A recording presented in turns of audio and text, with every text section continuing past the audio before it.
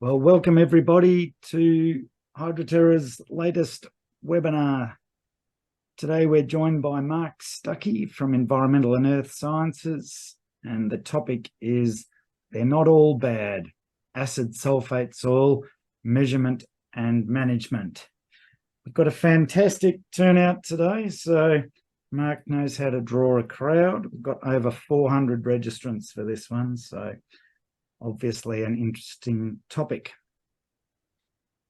Before we get started, I'd just like to start with an acknowledgement. I would like to begin by acknowledging that we conduct our work across this great land, and for that privilege we would like to thank the traditional owners. Hydroterra respectfully acknowledges the Boon Wurrung people of the Kulin Nation, where we are located today, and we pay our respects to their elders past, present and emerging. So there's a picture of Mark Stuckey. You'll be able to see him live as well. Thanks, Mark, very much for participating today. Just a declaration. Mark and I used to work together many years ago, so there may be a little bit of banter in this presentation. That's good fun to have you here, Mark. A little bit about Mark.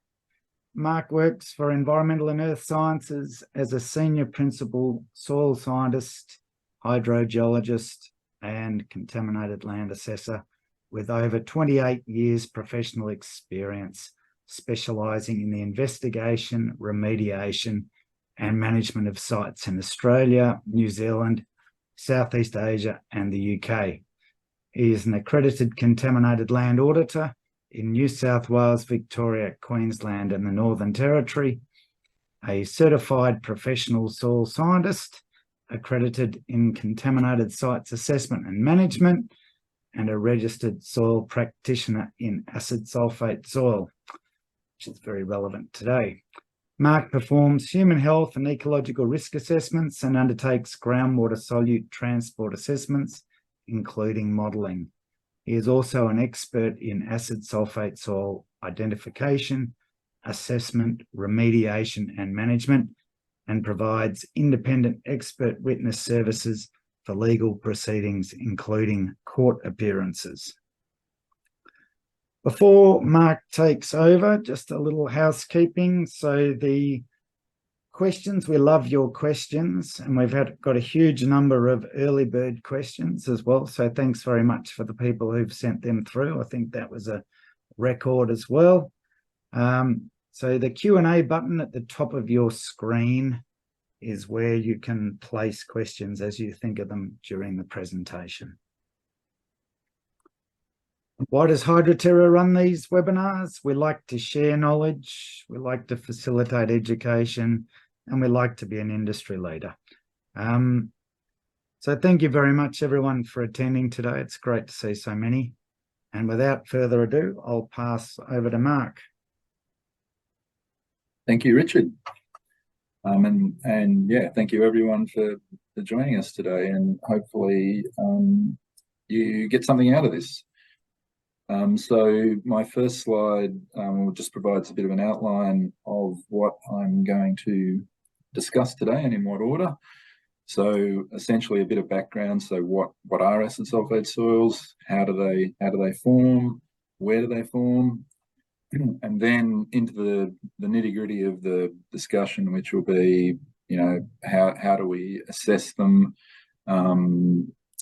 A bit of a process that I'll go through there, from desktop through to field, lab, and other work that you can do post-lab, to allow you to, first of all, correctly identify them, and then secondly, once you do that, make sure that you manage them appropriately using a series of options at your disposal.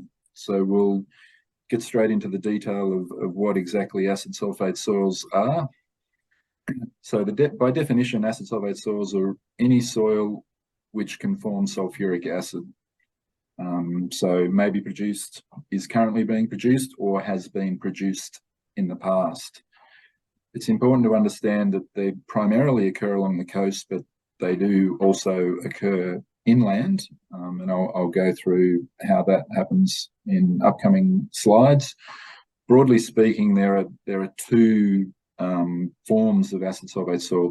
So there's the potential acid sulfate soil. So on the top right of the screen there, that provides a diagram of an environment that has acid sulfate soil or potential acid sulfate soil, represented there as a pyritic layer, which is below the water table, so in an anoxic or unoxidized state.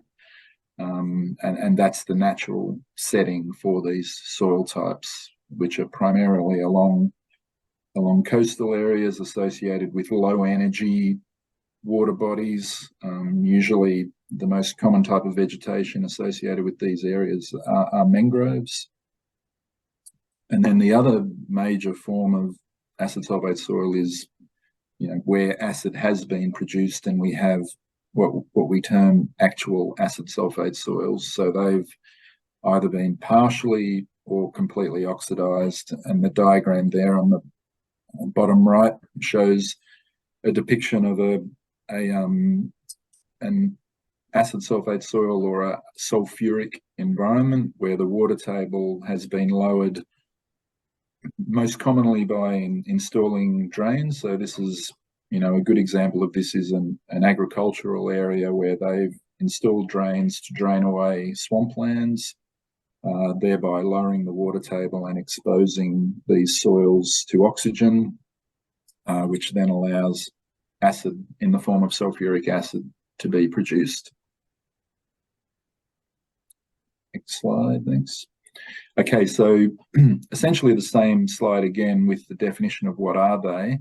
I find, there are multiple guidelines out there and multiple definitions, but I find this definition, which comes from the Australian Soil Classification, the reference is down the bottom of the slide there, ISBEL, and within the Australian Soil Classification, which is the classification system that soil scientists use to classify soils in Australia.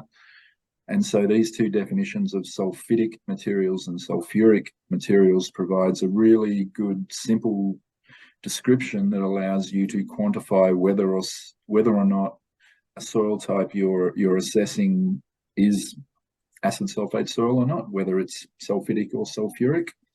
So firstly, the definition of sulfitic or potential acid sulfate soil, you can see that essentially, in order to be able to demonstrate that you've got a potential acid sulfate soil, you need to show that a significant amount of acid can be produced. And the simplest way to do that is to do what we call the peroxide screening test, which you may be familiar with or may have heard of. And that's a simple field test where you add a 30% hydrogen peroxide solution to your sample of soil that you collect. And essentially, if that peroxide addition drives the pH of your soil down below 2.5, then that's a pretty good, simple field indication that you've likely got potential acid sulfate soil at your site. Likewise, environments where you suspect acid has already been produced through oxidation of these acid sulfate soils, you can do some simple field tests as well to demonstrate that. And the general measure in that instance is if you've got pH less than 4, straight up that is a pretty good indicator that you've likely got acid sulfate soils that have oxidized. Now you'll see in the picture there on the left-hand side is an example of some soil that's had the pH measured using what we call a Raupauk solution. And you can see the Raupauk pH scale below the picture there, which shows you that, this particular soil that's been tested using the Raupauk method has got a pH that is, somewhere between 3 and 4. This Raupauk pH is a really useful piece of equipment to have in your field kit. And if you're not familiar with it, it's simply an indicator solution, which is a black liquid solution, and you just apply it to the soil and add a barium sulfate salt to it to bring out the color, and measure it off your scale of your little scale that you have in your kit. And it's a very quick, simple way to measure pH of soil. It also has the advantage in that you can apply it to a relatively large area, so you can actually see variations in pH across a soil profile, which is also a very powerful tool. The other major thing that you look for when you're doing your field investigation and you're looking for sulfuric material or actual acid sulfate soil is the presence of an iron mineral known as jarosite. And so jarosite is an iron mineral that forms as a result of the partial oxidation of acid sulfate soils, and it's a useful mineral in that it's got a very distinctive colour. So you'll see there in the definition that the Australian Soil Classification notes that it has a distinct yellow buttery colour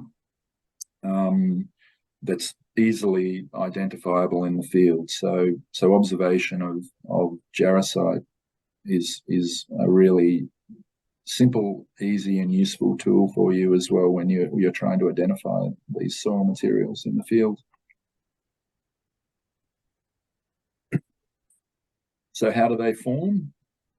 So you'll see in the wording in the top right there that you need, a certain number of ingredients in a certain environment to form acid sulfate soils. So you need iron, you need organic matter, and you need sulfate, and you need a lack of oxygen, essentially. And so it's not much of a stretch to understand how these ingredients and environment can readily occur in coastal environments, with your sulfate being sourced from the sulfate in seawater. So in estuarine, salty seawater environments where you've got iron and organic matter rich sediments, they're prime environments for acid sulfate soil formation. It's also important to understand that that's a process that continues to today. So acid sulfate soils are still being formed along our coast, all the time, because there's still plenty of environments where it's right for that formation. It is also sorry, Richard. How long does that sort of take? What are the kinetics of it like? Yeah, good question. I mean, it's more that it's a continual process. So, I don't know how long it takes for the mineral pyrite to form, but it's just something that's happening all the time, and something that I'll go into a bit of detail in upcoming slides about is that it's a process that's only been occurring for probably the last 6,000 to 8,000 years. So since this, sea levels have reached their current level, and the sediments where the pyrite is being laid down have become saturated. It's also important to understand that these don't just form on the coast. So inland acid sulfate soil is a phenomena that's become increasingly well understood over the past decade or so.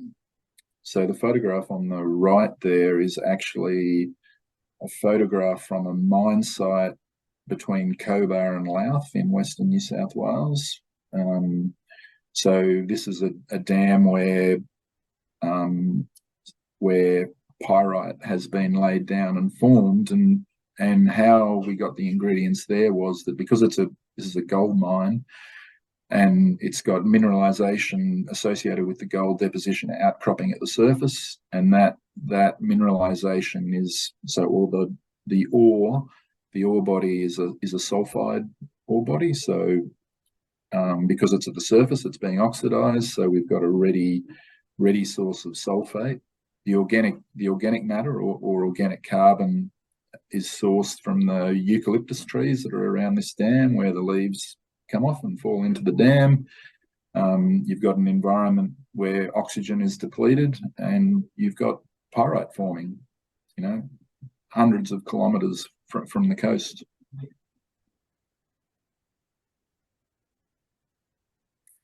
Okay, just a little bit more detail or a couple more pictures for you to try and help understand or get a conceptual understanding of this difference between potential and actual acid sulfate soils.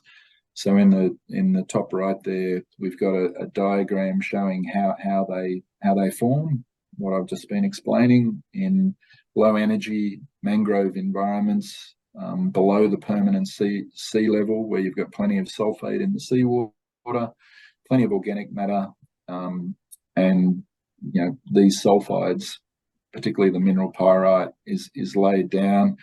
It's a process that's also catalyzed by the indigenous bacteria that live in the soil, and is ongoing to this day.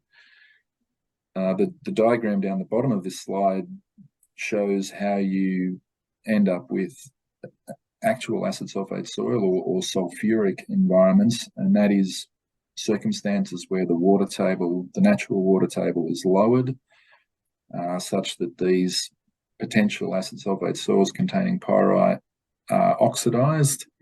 Oxygen can come into the soil profile, and hydrogen ions are released immediately into the pore water. A really important thing to understand here is that when this process occurs, so the diagram on the bottom left, the hydrogen ions are sitting in the soil profile, in the soil pore water. So at this point in time, the water quality in the adjacent waterway will still be fine, because there's no or very little discharge into that waterway whilst the acid is being formed due to the presence of oxygen in the soil profile. It's the diagram on the right-hand side at the bottom that shows when the acid is generated and when acidic runoff occurs into waterways, is when you have a rainfall event that causes the water table to rise and therefore mobilizes the hydrogen ions out of the pore water in the soil pore spaces and into the waterway. And depending on the mass of acidity that's sitting in the soil profile, the impact on the waterway as a result of these events can be extreme.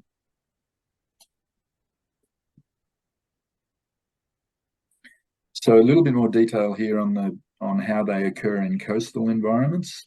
So starting from the left and working our way across, most commonly coastal acid sulfate soils will occur, as I mentioned, in these low energy river estuaries with back swamps, and areas where sediments with low particle size, so clays and silts, can settle down slowly over time, and as part of that deposition, the pyrite is laid down with them.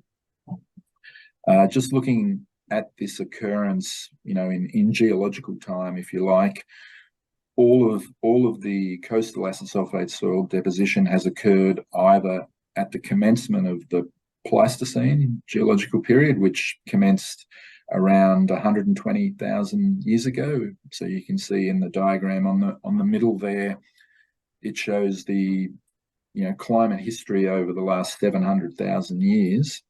But just zooming into the last 140,000 years, so the start of the Pleistocene period was 120,000 years ago, where sea levels were pretty similar to what they are now.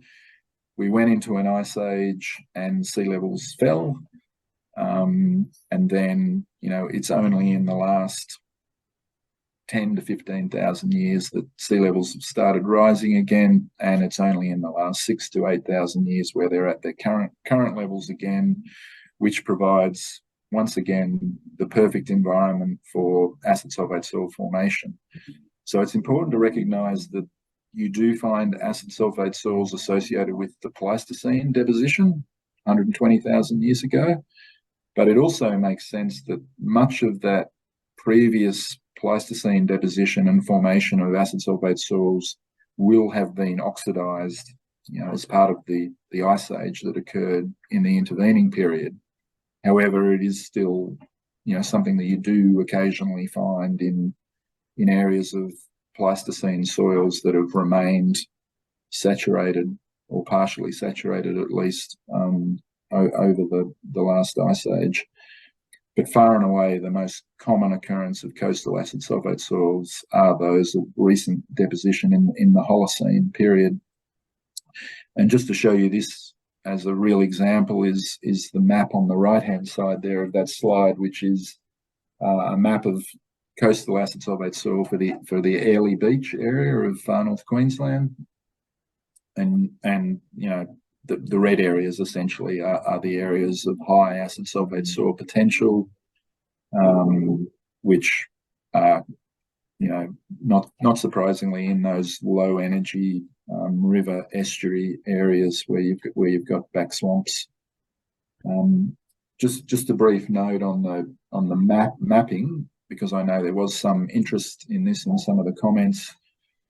This map is a good example of some of the coastal acid sulfate soil mapping we have, particularly in Queensland and New South Wales along the coast, is of very high quality. So these maps are very useful for you if you're wanting to have an initial look on whether the land you're interested in is potential acid sulfate soil or not.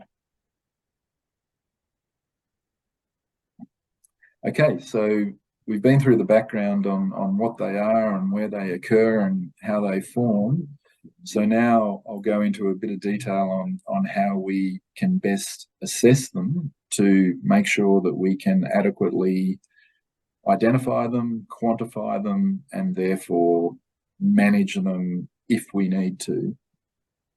So like any assessment for contaminated land or any other form of land assessment that you're wanting to do, your first step is really a bit of a desktop assessment using available information to enable you to develop your conceptual model of what's going on. And for acid sulfate soils, I've already mentioned that there is some really good mapping, particularly for Queensland and New South Wales coastal areas. Victoria also has coastal mapping as well, which is quite good. So that is always your first port of call. But the other really good information you have at your disposal is the geological mapping as well, because obviously the geology is going to map your soil type, where the geology is a recent deposition in the Quaternary period in particular, and going into the late Tertiary period. So the map I've got a little snip of there on the top right is actually from the geological map from the Western Port near Melbourne. So that's the township of Hastings there, just showing that you've got your coastal sediments there. So Q is Quaternary geological period, and then anywhere where it's QR means Quaternary recent or Holocene, and anywhere where it's QP is Pleistocene. So clearly straight away anywhere where you've got QR is a higher potential area. The other geological unit that you can see on that snip is the Tertiary. So TP is the Tertiary Pliocene, which is the last epoch in the Tertiary period. So any soil in that area, you can reasonably confidently say, well, that's going to have a low risk of acid sulfate soil, because it was formed even before the Pleistocene period. So your geological maps can provide you some really, really good information to give you any clues of whether you've got any potential whatsoever to have acid sulfate soil on your particular site. So what I tend to do is, what I've got in these next couple of dot points here is classify based on your desktop assessment in terms of risk. So whether it's high, medium or low risk. So obviously, if you determine that your site's on Holocene sediments, then that gives you a higher risk than if you're on Pleistocene or tertiary sediments. And then the type of deposition is also important as well. As I've been mentioning, acid sulfate soils most commonly form in low energy depositional environments such as swamps or estuaries, anywhere where you have marine sediments. So you've got the seawater influence and your source of sulfate, and mud as well. So I guess when you get to this point where you've looked at all of your desktop information, you've been able to make an initial classification on whether you actually need to go ahead and do any further intrusive assessment on your site. You can at this point in time ask yourselves some key questions. If you've been asked to undertake an acid sulfate soil assessment because the local council has got it as a condition, a planning condition, you can already form a pretty strong view about whether or not you really have acid sulfate soil on your site. And then as you head into the field and laboratory investigations, you need to ask some other key questions relating to the data that you're going to collect, which I'll go through in upcoming slides. But if you're looking for actual acidity in the soil profile and you've got some hits, is that actually a false positive? And also, if you're looking at acid generation potential, you always need to look at the potential buffering capacity of that soil as well. So essentially, it's carbonate content. And the reason that you ask these questions at this point in the process is often there will be existing information on your particular site. Someone may have done an assessment in the past. Something you commonly see is that quite often geotechnical engineers will do, they'll send some samples off to the lab for acid sulfate soil analysis. So there could be a bit of data sitting there already. And someone may have said, well, based on this, we've got acid sulfate soil on this site. So it's our job as practitioners to interrogate that data and make a really informed decision, as to whether it really is acid sulfate soil or not. And then use this data to inform our field investigation. So as we move into our field investigation for acid sulfate soil assessments, you can collect a lot of really useful information from the field before you even have to worry about laboratory analysis. So we've got some examples here where you can, as I've mentioned already, you can observe jarosite formation in the field. So the photograph on the left is a good example of jarosite being formed. This particular example is from the Werribee Rifle Range, western Melbourne, and how that soil got there was it was excavated from the CityLink Freeway project, which was undertaken in the late 1990s in Melbourne, including the tunnels that were excavated under the Yarra River, Burnley Tunnel and Domain Tunnel, I think. So there's a huge volume of high-level acid sulfate soil sitting out there and forming jarosite. The photograph in the middle is the reaction you can get from a field peroxide test. If you've got high-level acid sulfate soil, it's a very vigorous reaction, lots of bubbles formed, lots of heat as well. If you look at the little table up the top of this slide, these are the parameters that you're looking for when you do a field peroxide test.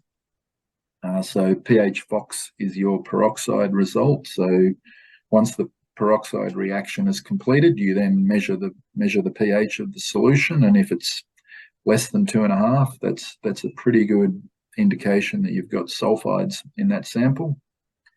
And with the photograph on the right-hand side, another example of, actual acid sulfate soil. You've already had acid generation at this site. And because the pH has been driven down below 4, you can make a reasonable estimation that that's probably due to sulfide oxidation.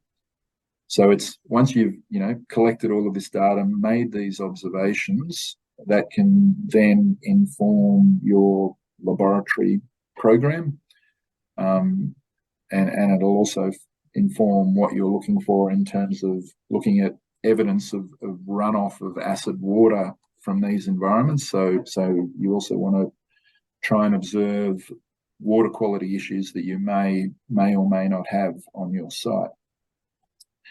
So the photograph on the left here is actually a photograph of a water body at that same site, at the Werribee Rifle Range, and the water quality of that water is actually quite good. The pH of that water is about 7.5. So that's a good indication that even though you've clearly got some acid formation going on your site, it doesn't look like it's been an extreme amount because the runoff into the water body hasn't acidified that water body.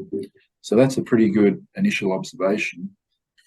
The photograph on the right-hand side here is from a completely different site where they do have a really significant problem, because you can probably see from the pH meter there that the pH of that water is 2.25, so extremely acidic.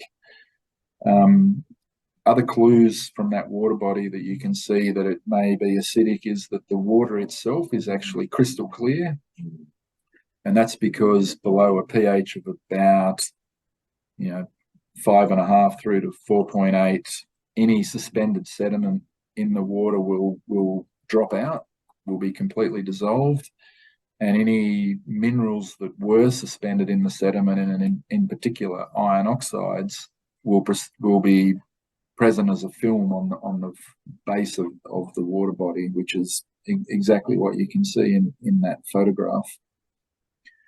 The little table at the top of that slide just provides an overview of some of the water chemistry indicators that you're looking for. So obviously to be able to measure things like chloride, sulfate, and bicarbonate concentrations, you need laboratory analysis, but you can measure your pH in the field, your redox or EH concentrations as well, and you can make observations. So as part of an assessment for acid sulfate soils, consideration of water quality, both field and laboratory, is a critical part of that process. When you say that, Mark, in terms of if you're auditing it, or in terms of meeting sort of regulatory scrutiny, are these field measures mandatory, or they're just guiding you and it's more about the lab side of things that drive that? Yeah, it's a good question. So what I would say is that what you're actually trying to do when you do an assessment, any type of assessment, including an assessment for acid sulfate soil, is you're trying to put together as many lines of evidence as possible. Like you don't really want to be relying on one line of evidence or set of numbers, if you like, to develop your hypothesis. You want to be using as many different measurements as you can.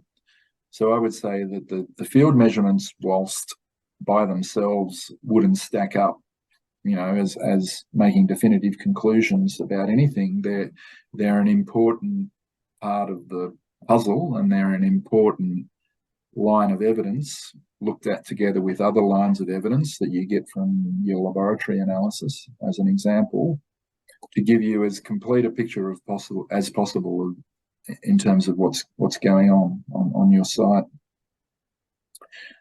So the next couple of slides, or the next few slides, are an example again of a real situation where water quality data, both field and laboratory data, has been used to try and quantify the impacts from a certain site, from where acid sulfate soil is being oxidized and acidic runoff being generated. So this particular site, the map on the bottom right there, so this is an acid sulfate soil risk map where the pink areas are the high risk acid sulfate soil areas, and the purple is lower risk, and the yellow is no risk. And there you can see there's a waterway there that runs through this site. This is a golf course with an old cane farm behind it on the Gold Coast in Queensland, southeast Queensland. And the drain runs through the golf course and then discharges into a residential canal estate before then further discharging into the Nerang River. And so there are 3 monitoring points that this data represents. The first one being the one at the bottom left there, which is PMGO1SW, which is a sample from a back swamp area, sort of on the edge of the golf course and the old cane fields.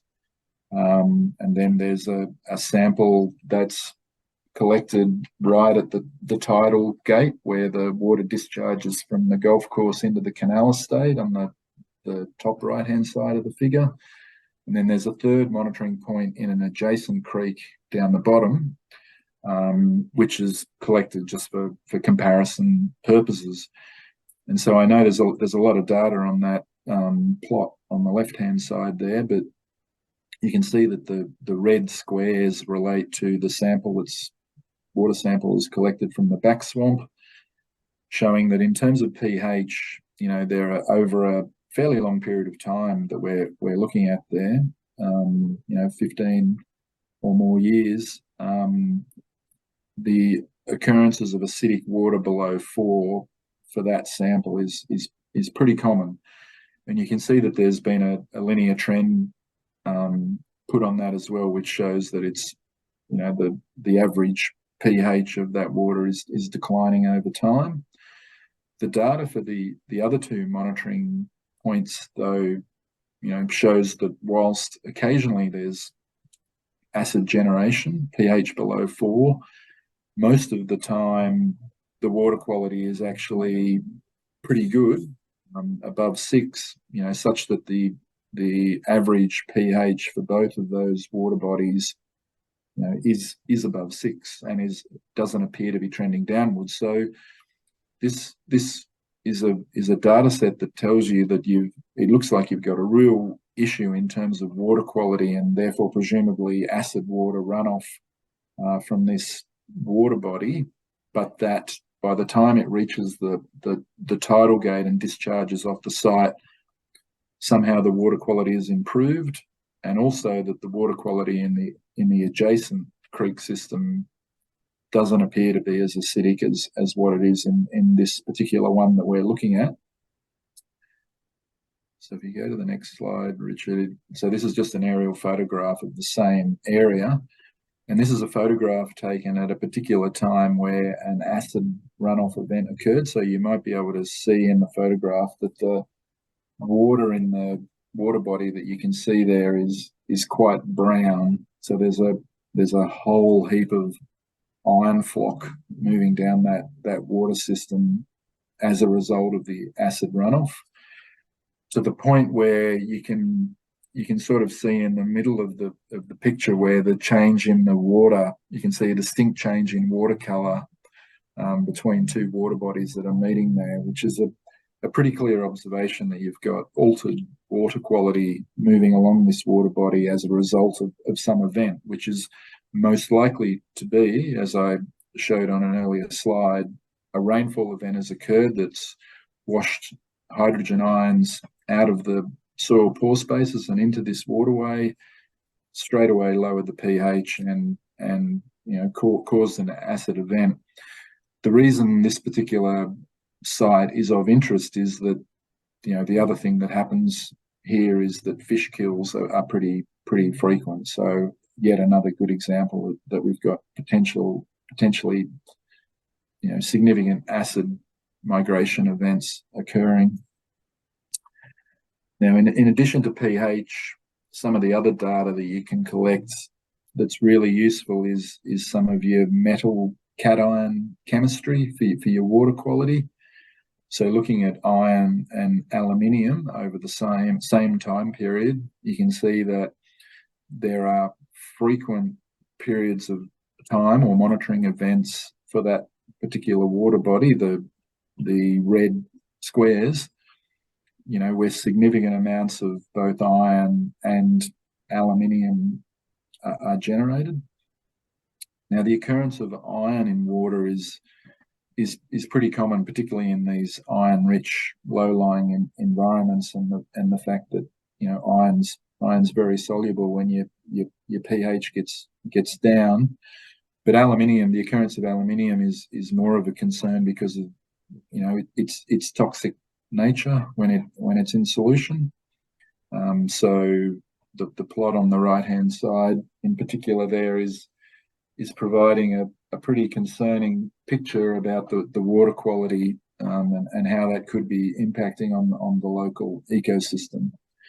So you can see from these slides that pretty simple collection of data over a significant period of time can give you some really good information that can help inform you in terms of what management decisions might need to be made relating to this site, to essentially stop this pollution from occurring.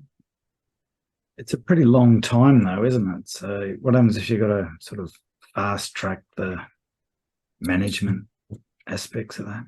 Yeah, and that's once again, that's why this particular site is of interest, is because it is a site that has been known to have been discharging acid for a long period of time. Yet clearly you can surmise from this data that they still haven't managed, by the mid-2000s, they still hadn't managed to find a solution. It was still discharging acid. So, yeah, this is an example of where, often the solution is not easy, and it's not easy, particularly when you've got a number. So if you've got a water body, that means that you've potentially got a number of landholders involved, a number of consent authorities involved. So for this particular issue, both Gold Coast Council and the Department of Environment and Science in Queensland are involved as well to try and find a solution. And over 15 years, a solution still hadn't been found to this particular problem. Will I move to the next slide? Yes, thanks. So what I want to move on to now is your laboratory data. So I just want to spend a little bit of time going through, collection and interpretation of laboratory data that enables you to make an informed decision about whether you've got a risk or not associated with your acid sulfate soil. So this is an example of some soil laboratory, well, a combination of field and laboratory data that's been collected. So you'll see that the measurements along the top there that have been collected for these samples are pH, so just straight pH of the soil using a potassium chloride solution. Then your field measurements, then your peroxide measurements, or pH FOX. You've got your results of some incubation testing that you've done. Now I'll go through some more details on the incubation testing in upcoming slides. And then you've got your actual laboratory analysis. So we're looking at the sulfidic or potential acid sulfate soil pathway through the chromium reducible sulfur, or CRS method. Then we're looking at trying to quantify how much acid has already been produced through our actual acidity, or total actual acidity, TAA, or titratable actual acidity measurement. And then we also look at the buffering capacity, or the acid neutralizing capacity, ANC.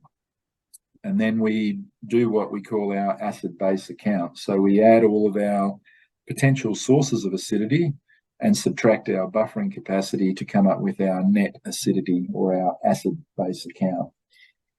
And there's just a few things I want to highlight with this data. First of all, you've got your threshold criteria there. The you get from the guidelines, noting that those criteria can be altered based on the texture of your material. So you can have a higher criteria for clay material compared to sand material. In this particular example, we're just looking at sandy material. And then anywhere where there's been an exceedance of the criteria is highlighted.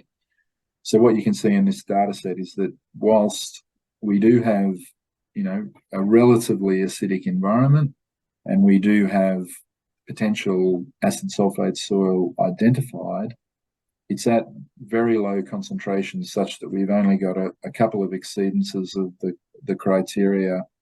And then in addition to that, we've got plenty of buffering capacity such that the prediction of this static laboratory testing is that no significant acid will be generated at all from these soils, because there is sulfide in the soil profile, but it's at low concentrations. And in addition to that, the natural carbonate content of the soil environment is such that any acid generated can be readily buffered by that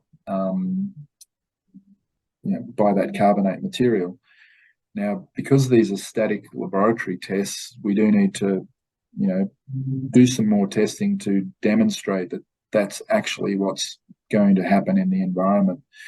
And this is an area which I think is really critical, and it's where people tend to get a little bit stuck, is they look at the guidelines, and the guidelines we primarily refer to these days, are the 2018 national guidelines that were put out, and they do talk about how you need to view your acid neutralizing capacity, or your ANC results, with caution, because they may overrepresent, the potential of a particular soil to buffer any acid that's generated. So you need to be very careful about using this data, and I'll go through in some subsequent slides how you can do that. But in the first instance, when you're interpreting this data, it's static laboratory testing. All you can do is crunch the numbers and present the data as succinctly and simply as you can to come up with a classification that you believe is correct, but which can be either validated or not by further testing. So in this table, you can see on the far right-hand side the column there. So NASS is a classification of not acid sulfate soil. So essentially, if it's below the threshold, which in this example is 1 kilogram of sulfuric acid per tonne, then by definition it's not acid sulfate soil, even though it does have some low-level sulfides in it. The other classification you can see there that only applies to a couple of samples is the no-risk non-reactive classification. So what that means is that, yes, there is pyrite, reduced inorganic sulfides, in this soil at concentrations that exceed the guideline. However, the concentration of carbonate material, or ANC, is also elevated, such that your net acidity, or your acid base account, is also below your threshold criteria.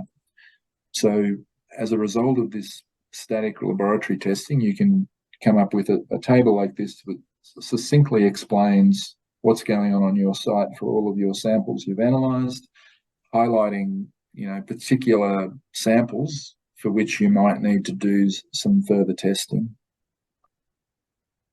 Go to the next slide, Richard.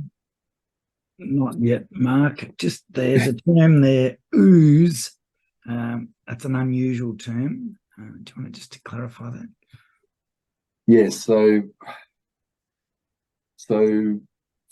what I was discussing previously was that, what we're trying to quantify here is the concentration of sulfide in the soil.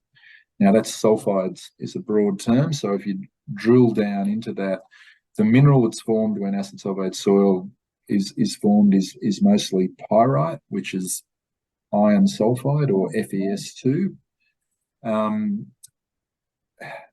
What does also form sometimes, particularly in in environments where you've got more organic matter than soil, you'll get what are termed monosulfides formed, so just FeS. So they're a less stable mineral, but nevertheless a mineral or a material that also has potential to generate significant amounts of acid, but it's associated more with the organic carbon component.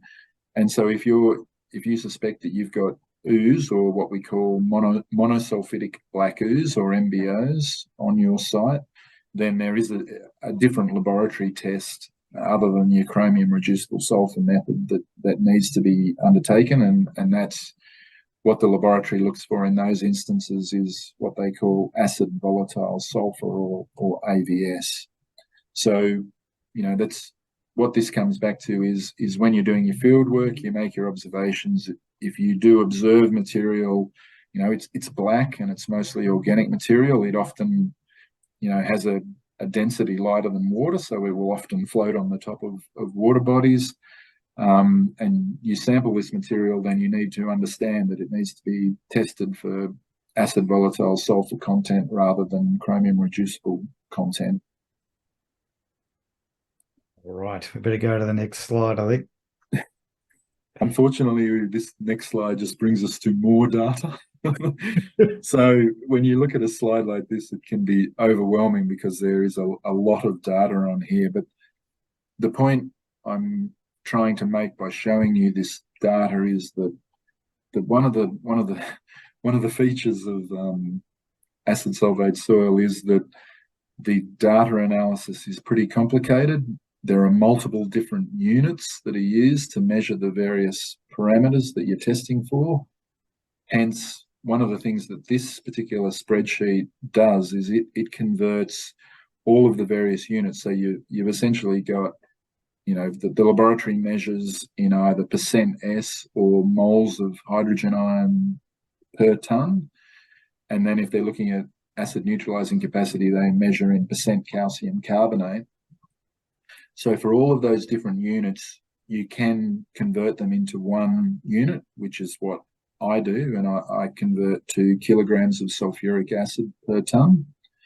And that way you end up with all of your data in the same units, which means when you come to do your acid base account, they're all in the same unit. So adding all of your sulfur trails together and then subtracting off your acid neutralizing capacity, it is relatively simple.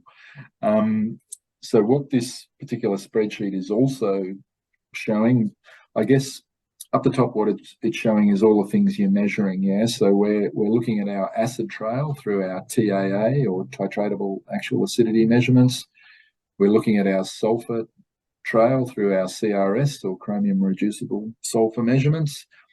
The other parameter we're looking at is SNAS, which is what's termed your net acid soluble sulfur.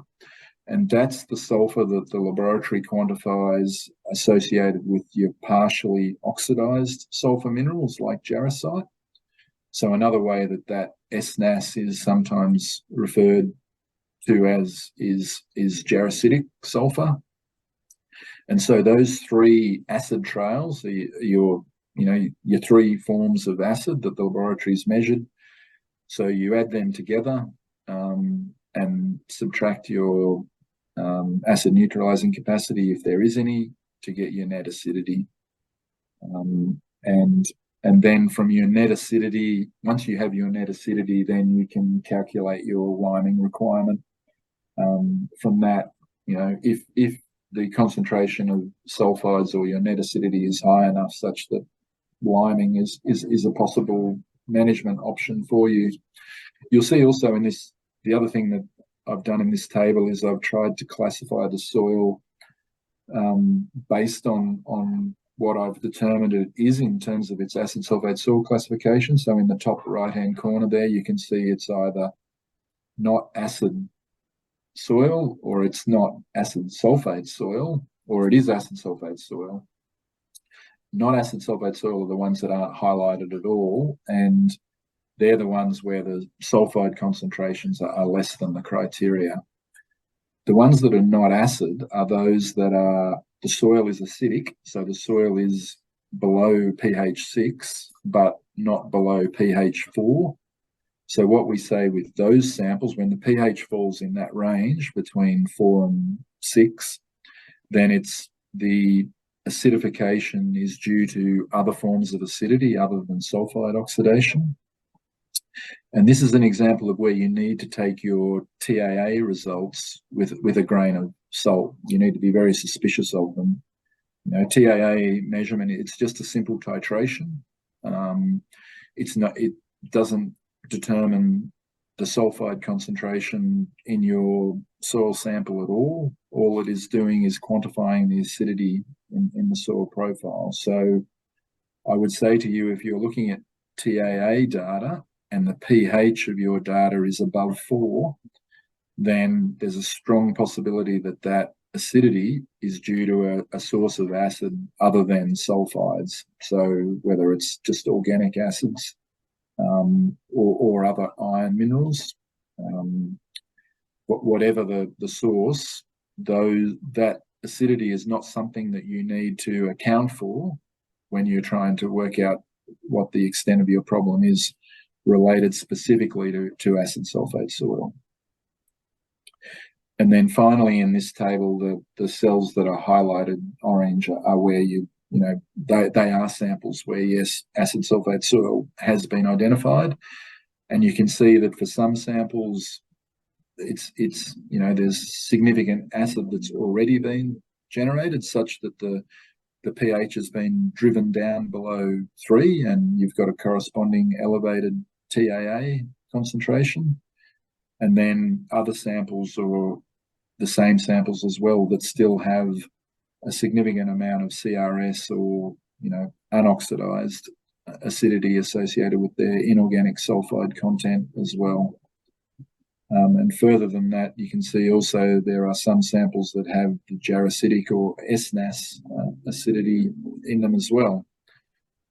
So when you've got all of your data here on one page, you can add up all your various sources of acidity where you've determined it is due to potential acid sulfate soil or actual acid sulfate soil or jarosidic acid sulfate soil, add them all together to work out what your net acidity is. Okay, so once we've done all of our static data collection with our laboratory data, if we either think there's a risk and we want to quantify, what the real potential for acid generation is, or alternatively, we actually think there's not a risk, but we need to demonstrate that that's the case as well, we do what's termed either an accelerated weathering trial, or increasingly these tests are termed incubation or kinetic tests, to essentially see if by mimicking environmental conditions, our samples generate acid. So the first example here is what's called an accelerated weathering trial, where we put samples of the soil into PVC funnels, and we add water to the soils such that it generates runoff through the soil profile and through the funnel at the bottom of the experiment and into a container that collects it, and we can analyze the water. The other thing we do in addition to adding water is we add heat as well through those heat lamps that you can see in the photograph. So what we're trying to do is mimic environmental conditions in an accelerated manner. So heat and water over an accelerated cycle. We collect the leachate runoff and then we can test that in the laboratory, or using a handheld pH meter. I've just got an example there on the right hand side of a site we worked on with a number of different samples from different locations, and then just simply the pH measurements over time. And you can see when you look at the data that different samples behave differently over time. So the first sample there you can see started off with a neutral pH, but very rapidly went acid and stayed acid. The second sample just stayed neutral for the entire experiment. the next sample was acid the entire time, and then some other samples, started alkaline, went acid, and then went alkaline again. So depending on your individual sample and combined with the laboratory results for these samples, it gives you a much better indication of what's likely to happen in terms of acid generation for these particular samples under field conditions.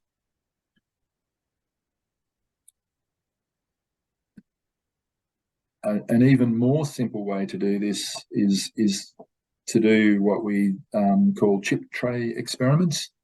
So in the field, when you collect your samples, as well as collecting into sample bags to send to the laboratory, you also collect your samples into chip trays.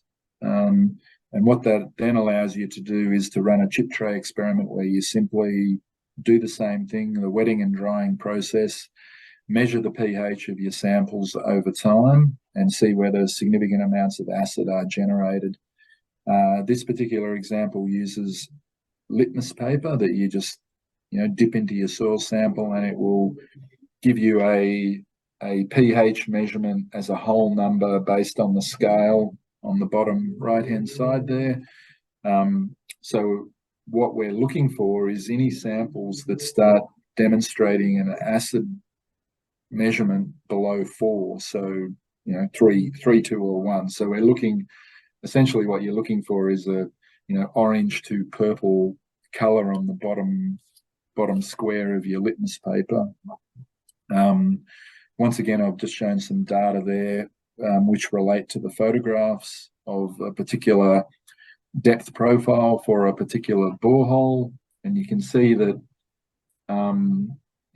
for some samples the pH did change slightly from 5 to 4 or 7 to 6, but generally there wasn't a great deal of pH change for these samples over the 8-week period that this particular incubation chip tray experiment was undertaken. If you go to the next slide, Richard. So here's another example showing the same thing, just using a different type of litmus paper, where orange or red is showing acidic, and you can see that in this example there were a couple of samples that went acid over the 10-week period of this particular test. So this is providing you really good, simple mechanisms for being able to either validate or discredit your static laboratory analysis results. And the benefit of that is primarily to allow you to either accept your ANC results, so allow you to incorporate the buffering capacity of the soil into your calculations, or reject them if your incubation test actually tells you that no acid is going to be generated in these samples. A lot of this methodology was developed by Rob Fitzpatrick, who works for CSIRO in Adelaide, and Rob he's a acid sulfate soil guru in the industry, and a lot of his work over the last few years in developing methodologies for these simple incubation tests is a really powerful tool in allowing practitioners to be able to do a relatively simple and quick validation of their laboratory data doing incubation tests, which then really informs the management decisions that you then go on to make for your particular site. Which leads us into the last component of this talk, which is the management of acid sulfate soils. Once they've been positively identified, how do we manage them?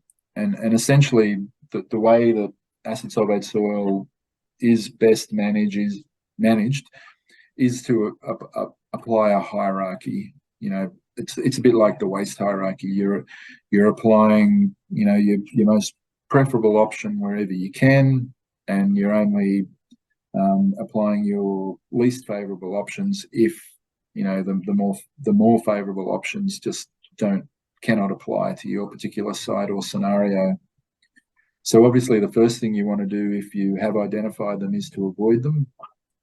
And if you can't avoid them, if you do need to either excavate or dewater acid sulfate soil, then the next best thing you can do is move them to another location where they remain saturated, which is below the permanent water table, either on your site preferably, or if not possible, below the water table on another site. A good example of where that particular scenario works in practice is if your particular site is a reasonable distance from a type of activity that's removed a lot of material from below the water table. So sand mining operations is a good example of that. So sand mines end up with big holes in the ground below the water table that they need to either turn into lakes or backfill to allow the land to be used. And they potentially provide perfect reservoirs for disposing of high risk potential acid sulfate soil. A good example of that that I'm aware of and was involved in was the M5 East freeway works that were undertaken in Sydney in the early 2000s, where the excavation under the Cooks River adjacent to Sydney Airport resulted in the excavation and removal of a large volume of high-level acid sulfate soils. But all of that soil was able to be removed and disposed of down south of Wollongong into sand mining pits, which was a very positive environmental outcome for that particular scenario. Probably the most common form of management of acid sulfate soil is just neutralization through addition of lime. And obviously that's one of the advantages of your laboratory analysis, is that one of the outputs of the laboratory analysis is enabling you as the practitioner to come up with a lime requirement for that particular soil. And then the last, the least favorable option for managing this material is actually to dispose it to a facility such as a landfill that's licensed to receive it, where they'll likely just lime it to neutralize it and dispose of it as some form of waste. And disposing of soil as waste is really the last option for any type of investigation relating to soil.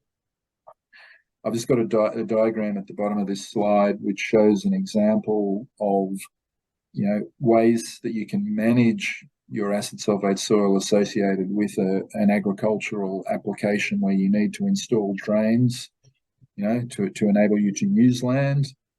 If you excavate soil, you really just need to make sure you put it back either in the same order that you've excavated it, or as similar as possible, such that you're providing the least opportunity for oxidation of the high level sulfides that occur in the B horizon in this particular example. And then the next slide, which I think may be my penultimate slide, provides a couple of examples of this. So once again, with reference to the picture at the top there that shows option one, which is a very bad outcome, where you just excavate your soil and throw it on the ground in the order it comes out of the hole, such that your higher risk material ends up at the surface. It results in a very bad environmental outcome. Whereas if you undertake options 2 or option 3, where you at least put it back in the order it was excavated and even try to rebury some of it, you'll end up with a much, much better option. The other thing that the photograph on the right-hand side there shows is that another way to avoid acidification as a result of excavation, and including agricultural drains, is to absolutely minimize the depth that you excavate to. Shallower drains are far and away a much better outcome than just deep. deep drains in agricultural situations. So my final slide is a summary of what I've talked about today. So just to run through this, you know, what you're trying to do when you're undertaking an acid sulfate soil investigation is to get as much data as you can pragmatically within the confines of your scope and budget that can allow you to make informed decisions on the most appropriate form of management. And even, indeed, if any management needs to occur at all.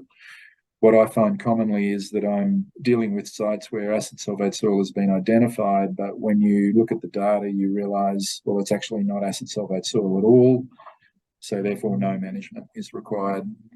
But in instances where you do identify it, this is best done by starting with your conceptual site model development using your available desktop information. Plan your field program such that you can collect as much data as possible from the field that will inform how much laboratory analysis and kinetic testing you need to do. Make sure the testing you do allows you to determine the different types of acidity, whether it's actual acidity, whether it's geracidic acidity, or whether it's sulfide acidity where no oxidation has yet occurred.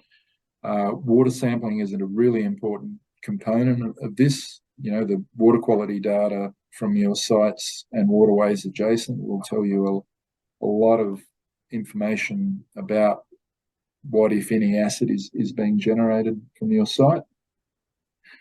And then quantifying your data and presenting it in as logical and simple a way as possible for your clients to be able to, and regulators to be able to understand is really critical. But once again, I labour the point that it's really important to quantify all of the different forms. So your sulfuric, your sulfidic, your geracidic.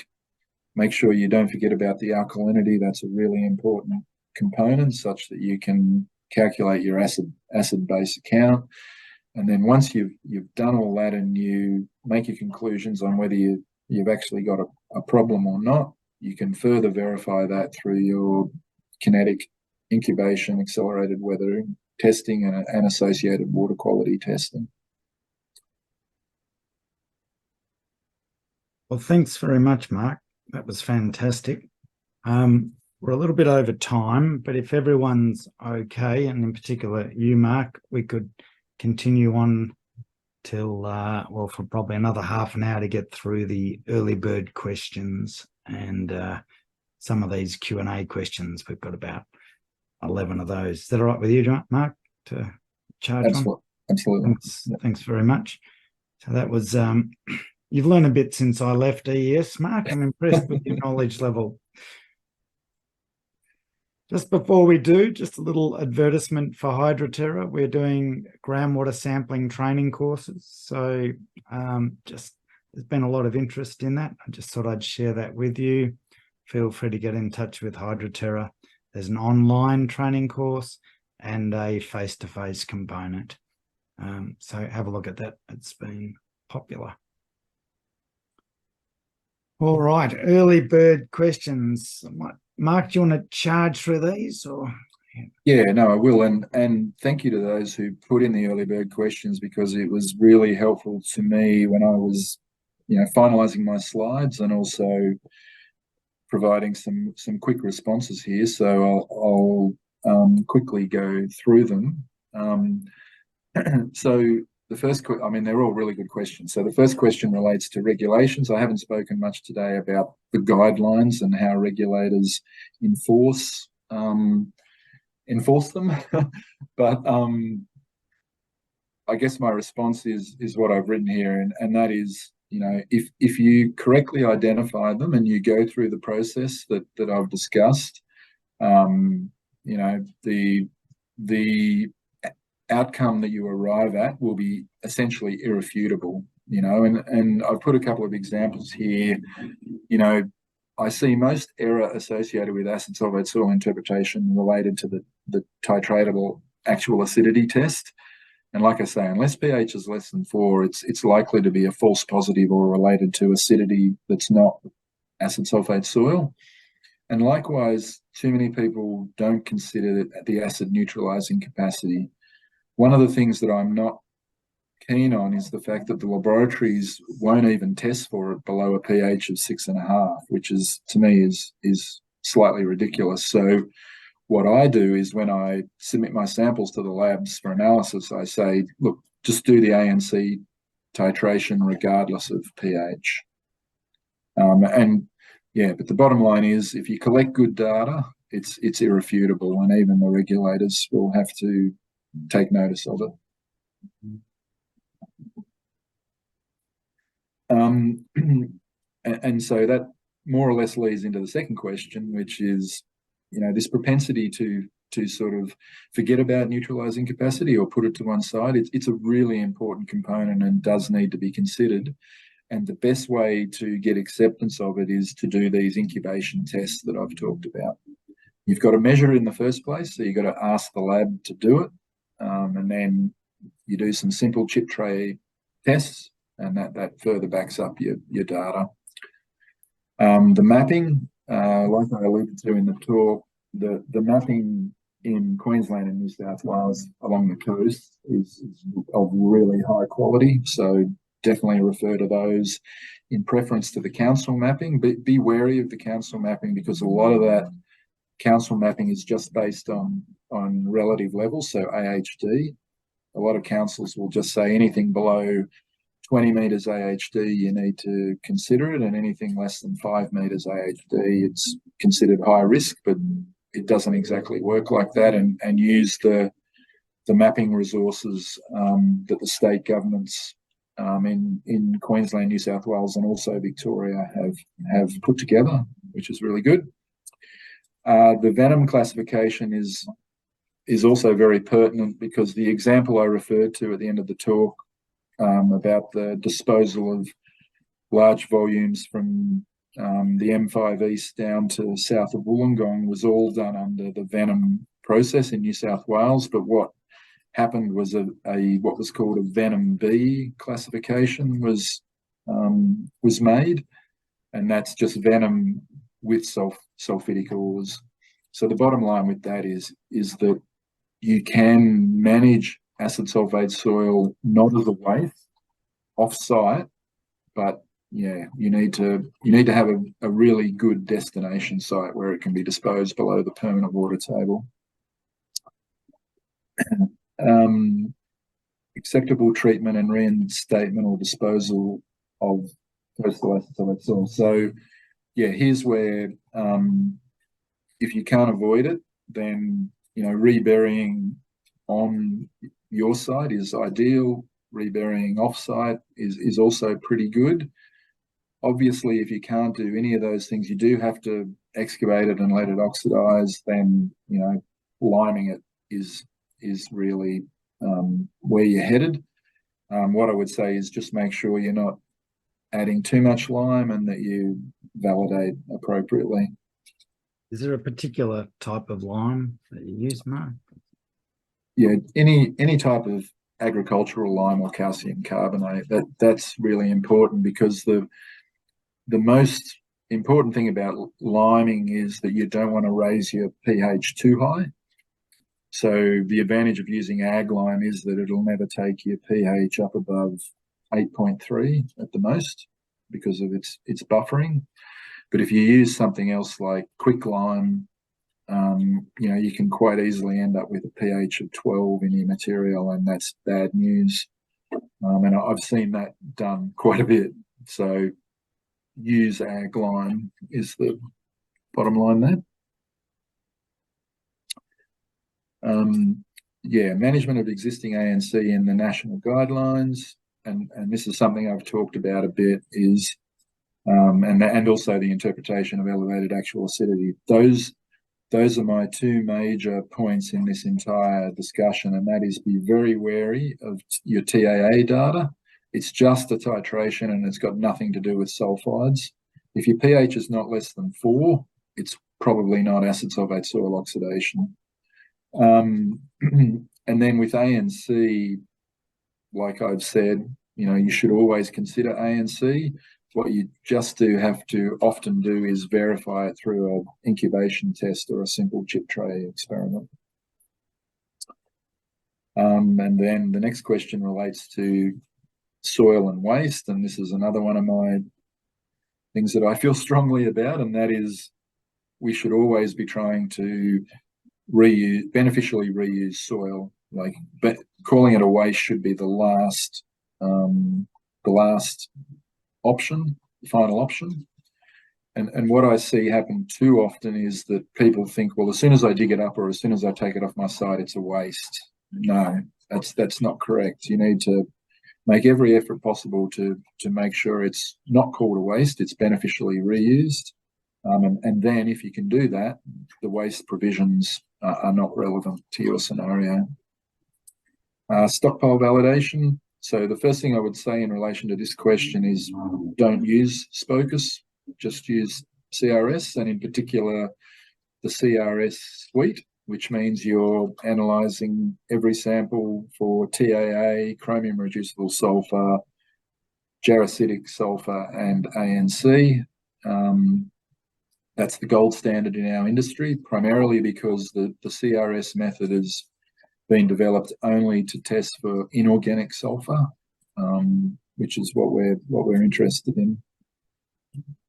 And also in relation to that, field screening. So really, all you can do is measure pH, and if you've got quite high pH, well, that's a bit of an indicator that you've got good alkalinity and you've probably added enough lime to your sample, but it must be validated through laboratory analysis. Now, this next question 9. So essentially, the guidelines say 4 locations a hectare. There's a little bit more detailed guidance in the Victorian Coastal Acid Sulfate Soil guidelines from 2010. That recommends, for up to 10 boreholes, up to 3 to 4 hectares, and then above that, your 4 per hectare. The other thing to consider are things like linear projects and stockpile sampling. And for stockpile sampling, the EPA Victoria publication IWRG 702 is a good guide there.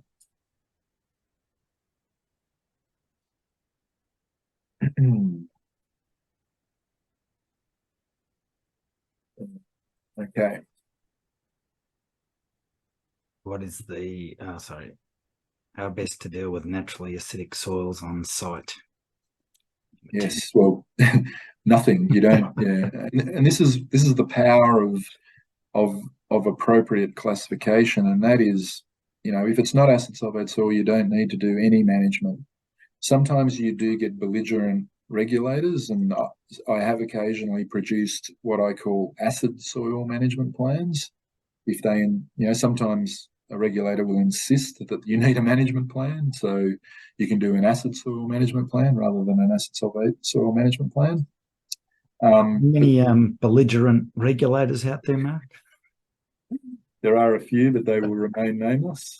The most important thing on this point is that as a practitioner, you just need to be able to demonstrate that you're considering the environment. Yeah, you're discharging your general environmental duty. Yeah, you do that, you'll be fine. So in terms of soil management, that means, making sure you've got your erosion and sediment controls in place, all those sort of things. Okay, for water monitoring approaches, I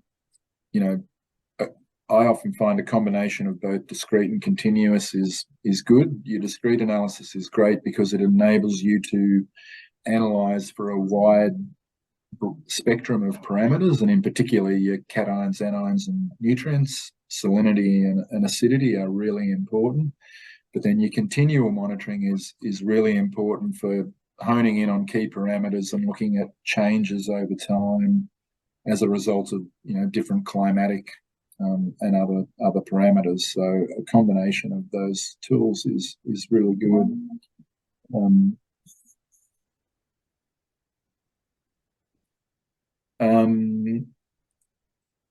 EPA flow. Yeah, so this question, I feel probably of all of the questions, I'm not that qualified to answer, but all I can really say in terms of stormwater infrastructure is, the best thing you can do in any acid sulfate soil area is just try to minimize dewatering, so keep your water table elevated. Management of acid sulfate soils with elevated self-neutralizing capacity. Yeah, this comes back to the question earlier about liming and which is the best liming agent to use. Because natural carbonate in the soil profile is calcium carbonate, you really don't have to worry, because it won't increase your pH, above the low eights. So it's not really an issue. Over excess neutralizing capacity, whether it's natural in the soil profile or it's a result of adding ag lime, is not really an issue. Dewatering, so the guidance from Western Australia is really good in terms of dewatering and water management associated with acid sulfate soil, essentially because over there a lot of their acid sulfate soils are sandier, more permeable profiles. So they've got some, all of which is available online. They've got some quite good guidance in terms of management for dewatering.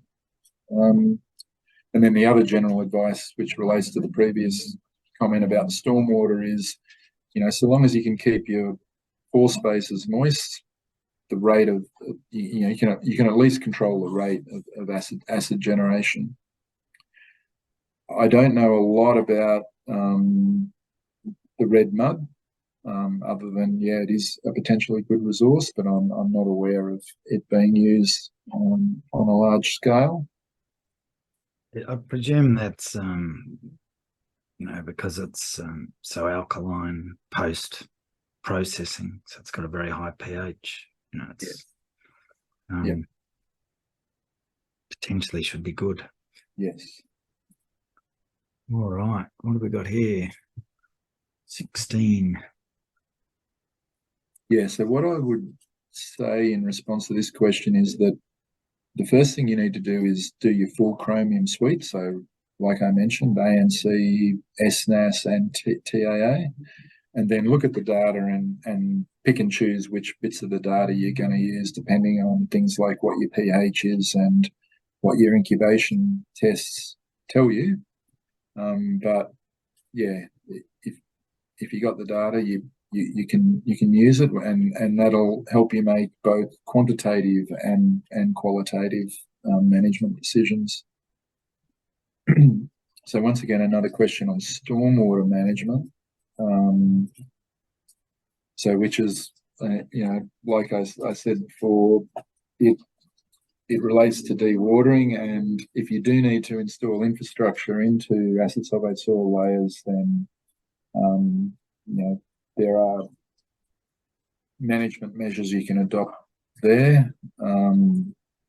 But yeah, I don't think I can answer much more on that particular question. You used 17, Mark. Did you sneak past that, or did? I did. Mm-hmm. It's a good question, because a similar area is the whole mining and acid rock drainage field. So the approaches that are used there, so the acid rock drainage approaches, so where you're looking at potential acid formation, non-acid forming or uncertain classifications, are useful. What I would advise is, if you're using an acid sulfate rock approach, substitute the chromium reducible method for total S. Total S just measures total S, so that includes the organic sulfur component that we're not interested in. So the best thing you can do there, is just substitute CRS for total S, and make sure you're also considering ANC, and that you're also doing the kinetic testing if you do come up with some potential risks or some PAF or uncertain samples. Down to 19 with the sodic soil management. This is a good example of reminding us that, when we do our laboratory testing, we should be looking for things other than just, our immediate problem. So for an acid sulfate soil investigation, it's always a good idea to get a few samples also analysed for cation exchange capacity. So that allows you to measure parameters such as exchangeable sodium percentage or sodium adsorption ratio. That helps you quantify sodicity and then can therefore help you put in some management measures if you need to, which often also relates to lime addition. Just another minor point I would make there too is that some of the recent literature is telling us that we should also be looking at potassium in addition to sodium when we're looking at sodicity. And there's some good papers out there that discuss and quantify that. New South Wales EPA position relating to venom and sulfaticals. Yeah, so this is, as I mentioned before, you can use an unofficial classification, which is the Venom B classification. But the bottom line to remember is that if you make sure you classify your soil as a resource and it's not a waste, you can reuse it off-site beneficially, so long as you go through the correct processes. And finally, the best way to test and evaluate for effective neutralizing capacity. So I think I understand this question meaning, what's the best way to determine the neutralizing capacity of soils? So it's a combination of doing your lab determinations, but then also backing that up with your kinetic testing that I've talked about. All right. Excellent work, Mark. We've got the Q&A, which is charged out to 26 questions, and it's 2:00 on the dot. How would you like to handle this, Mark? You've generated too much interest, old boy. Shall we do 5 minutes more, or happy for 5? Let's just have a quick look at a couple, and then we'll finish up at 2:05, I think. Yeah, I mean, I'm happy to keep going so long as there are people interested in listening, but yeah. Well, there seems to be 133 of them, so there's still a fair few here. So this first question's from Dinesh Nadaraja. Will climate-induced sea level rise, will this increase risk of acid sulfate soils impacting upstream riparian habitats with increasing tides? Yeah, it's a good question. Sea level rise could have the effect of both increasing the risk, but also in a perverse way also decreasing the risk as well, because a lot of the existing potential acid sulfate soil areas will be further flooded, meaning that they're more protected. But what it will also mean is, the areas where pyrite can be formed will extend further inland and into environments where previously it couldn't occur. So yes, that is a risk, I think. Okay, next question from Todd O'Brien. What happens when unsaturated residual soils are formed from sulfitic rock? Should these soils be managed as acid sulfate soil if laboratory detections of CRS and acidity seems to stop there? No, that's a good question from Todd. The way I would answer that is to say, look, it's an example of why with your data collection, you need to have multiple lines of evidence and make sure you're collecting all the data to enable you to make an informed decision. Because if, as in that example, you do have sulfides oxidizing, from an unusual or an uncommon source, you need to just manage them and make sure they're not impacting on the environment. But if you can do that, then there's no reason to get overly concerned by the problem. And I guess a really good example of that came up in the talk was the Werribee Rifle Range. It's got high level acid sulfate soil that's been deposited there for 20 plus years. That's it's acidifying, but it's not causing environmental harm because it's being effectively neutralized slowly over time. So that sort of scenario that Todd alludes to could be a similar situation, or through testing you may determine that, well, in fact, yeah, we do need to put in some management and mitigation measures, but it's a case-by-case basis, I guess. All right, this is an anonymous attendee. I think I'm going to answer this one. Was the Werribee Rifle Range acid sulfate soil from CityLink soils when it was taken there? It was potential acid sulfate soil when it was taken there, that's for sure. Mark, have you got any more to add to that?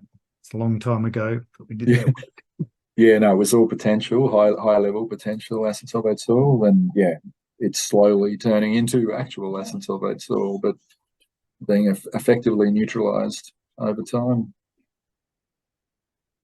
Ian Brookman did some good soil sampling work out there. All right, next one. Another anonymous attendee. Not a question, but an anecdote of how reactive pyritic material can be. I once reviewed incident reports from a mining company of dump trucks on fire and waste rock dumps having insane internal temperatures from pyritic waste rock oxidizing in an extreme way. It can be very strong stuff. Indeed, certainly can. Have you seen, is that more just related to sort of the acid mine side of things as distinct from soils, or have you seen it happen with soils as well? I think what it relates to is just the temperature increase as a result of the reaction. Yeah. All right, Dinesh has got another question. What would be the endpoint solution for the case presented? Not sure there was a solution to that one. I think that's referring to the canal. The canal, that was really difficult. The solution that was being looked at was a form of combination of line dosing the waterway and controlling the floodgate release was the solution there. So if acid water does form, then you can't let it release into the environment, and you need to line dose it before you do let it release. Another question from Dinesh. Will climate-induced sea level rise induce increased acid sulfate soil risk in riparian zones? I think that's the same question. Oh, okay, sorry. Matt Taylor. That's bouncing around a bit for some reason, the questions, sorry.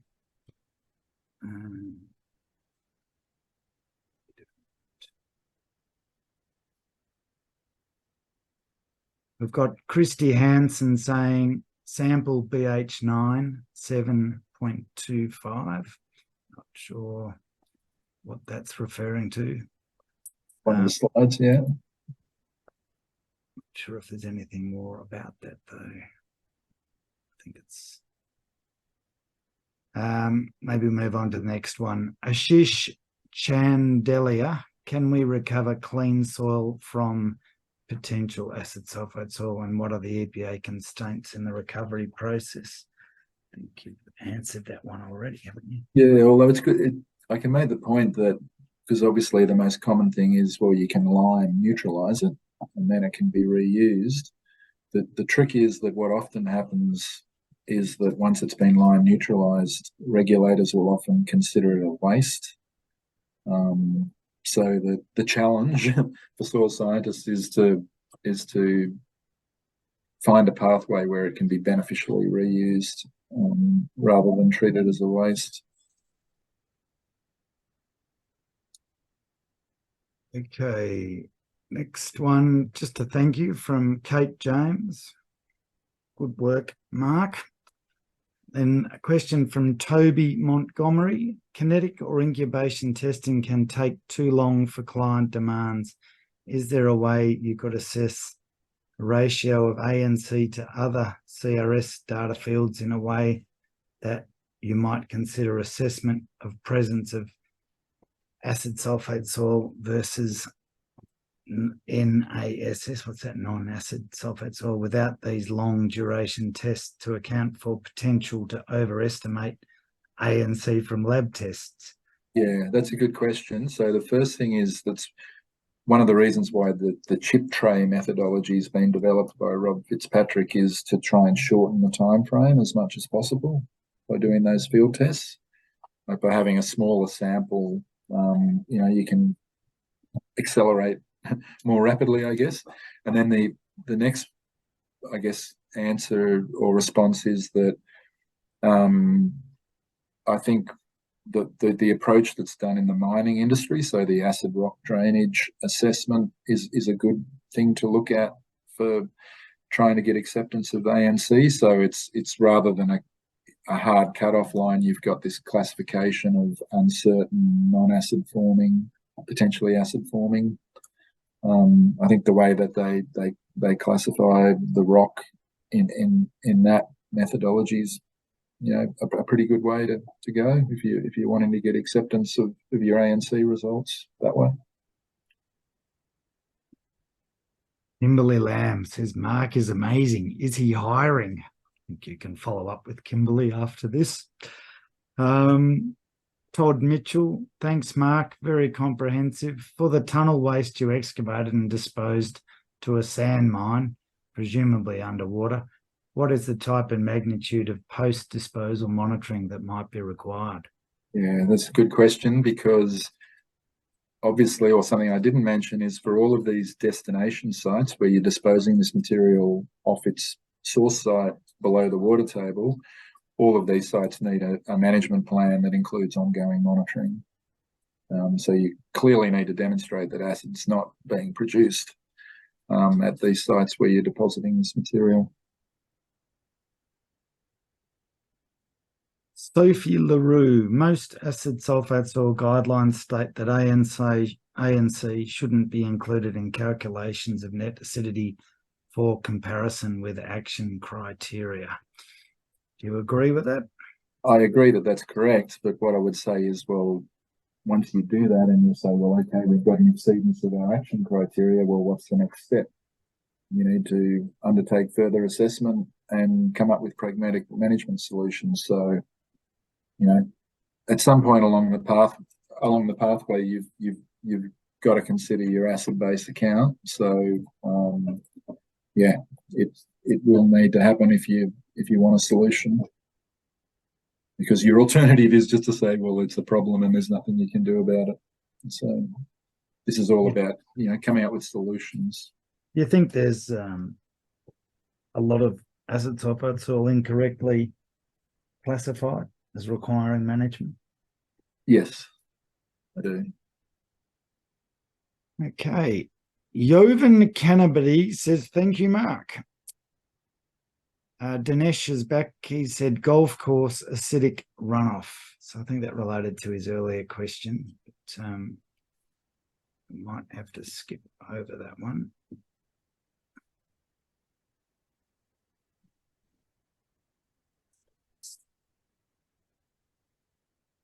Read that one. Sorry, Mark. Stay with me. It's a bit weird. Okay, here we go.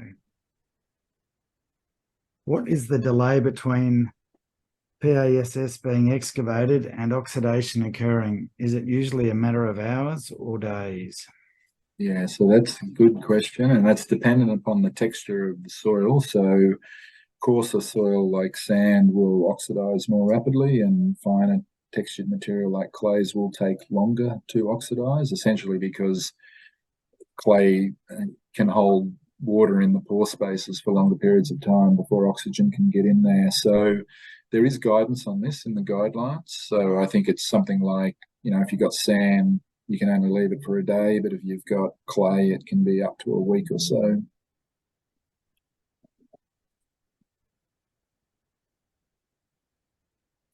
Jean Maitland, thanks for the presentation, Mark. Really informative. Oh, she's got to head off now. She's wanting a recording of what we're talking about now.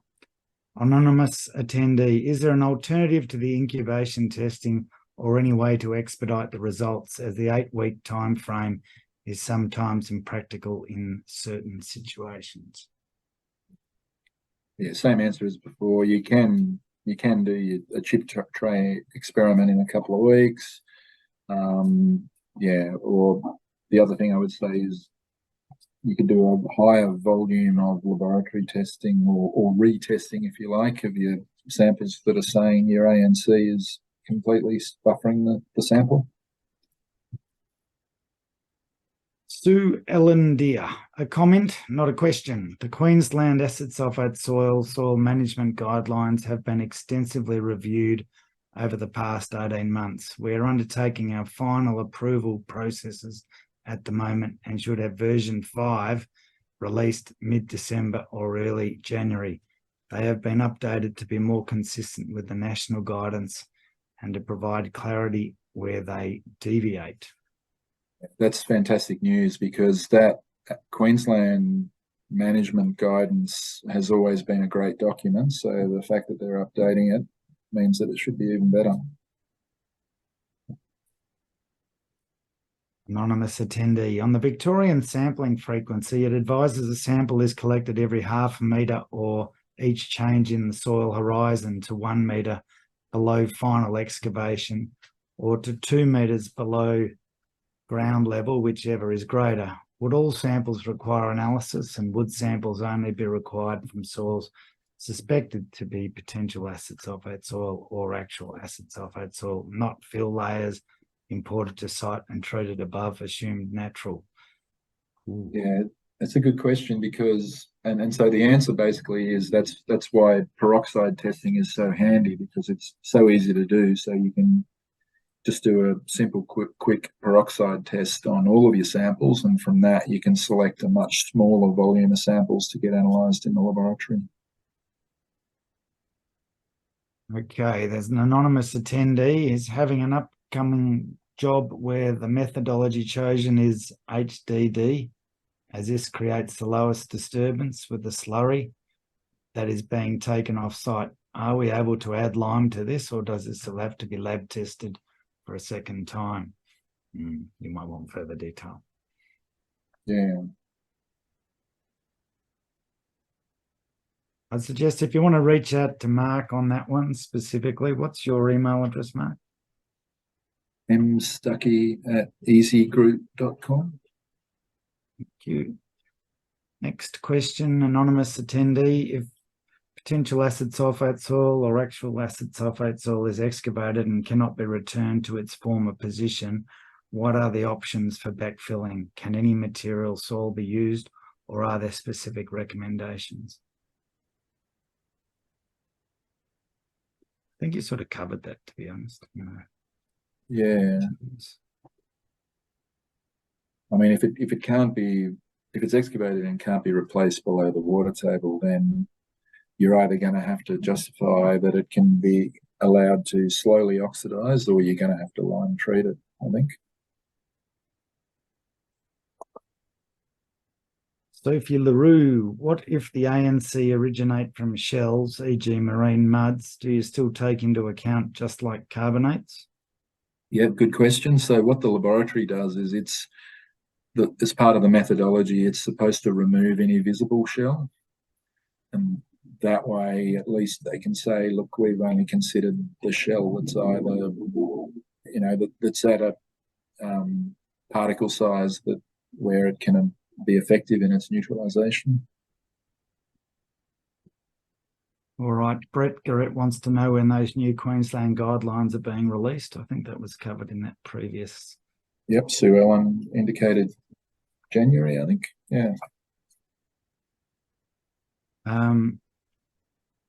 Christy Hansen, read the question above that. Whoops. Sorry, Christy. I might come back to that one in a minute.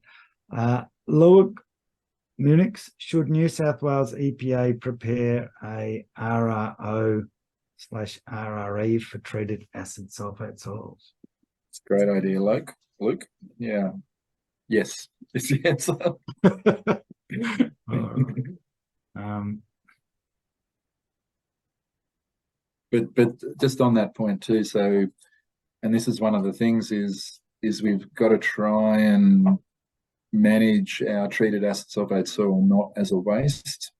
So once it's classified as a waste, then disposal options are limited, and they're usually limited to the least favourable, which is just getting rid of them at a landfill. So it'd be really good if those RRO, RRE provisions could allow them to be disposed or managed elsewhere.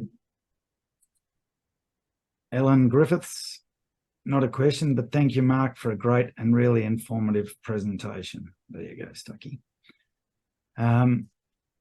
Anonymous attendee, if already discussed, please ignore. Thoughts on new national level accreditation from Soil Science Australia, RSP-ASS, registered soil practitioners in acid sulfate soil, for example. Yeah. Do you think it's needed? I think it's not a bad idea. So I have recently got my accreditation. So I guess what I would say is, well, the people who have the accreditation have been vetted by Soil Science Australia, so that's a good start. All right, we're nearly there, Mark. You've been very rapid in this section. Excellent work. Michael Swinfield, what degree of data quality issues may result if acid sulfate soil samples are compromised during transit, therefore water ingress into samples due to melted ice? Can analysis of these samples be useful in acid sulfate soil assessment, or should they be discarded? Yeah, I tend to think any data can be used as long as you understand its limitations. I mean, for that particular example, it would be interesting to know whether they discovered the problem before or after they did the analysis. So if you discovered it beforehand, you might not do the analysis, but if you didn't discover it till afterwards, I'm sure you'd still be able to use the data, taking into account its limitations.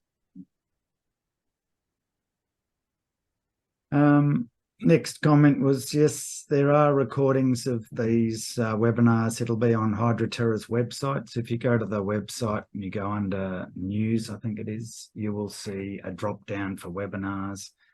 This webinar will be up there by about Tuesday of next week. Nevjot Kaur, sorry if I've got that pronunciation wrong. What are your thoughts on sampling of acid sulfate soil with large shells with respect to use of ANC in the data? Yeah, so the shells need to be removed, prior to the analysis, which is the standard methodology, I understand, at the laboratory. And then Christy Hansen, which is the one I mucked up on. In the results table presented in slide 20, one of the samples had net acidity of greater than 1, but was noted as NRNR. Didn't this sample have low buffering capacity, ANC, such that it would still be classified as acid sulfate soil? Oh, Stucky. Yeah, so the criteria for net acidity is actually 3, not 1. So it didn't fail the criteria. However, it clearly, of all the samples in that entire data set, it's that particular sample which is of the most interest because it's got the highest net acidity. So clearly that particular sample was targeted for the incubation testing to see whether it really did generate acidity or not. Well, Mark, that brings us to the end of the webinar. We've had a great turnout and there's still 81 people listening to your responses. So I think that's an absolute credit to your knowledge. I'd also like to recognise Phil Mulvey in training both myself and Mark in acid sulfate soils. And it's great to see you being a real leader in this space now, Mark. So many thanks for presenting. Thank you, Richard, for putting these seminars on. They're a fantastic industry resource. So well done to you. Thanks, Stucky. Well, let's leave it there. Thanks, everybody, for coming.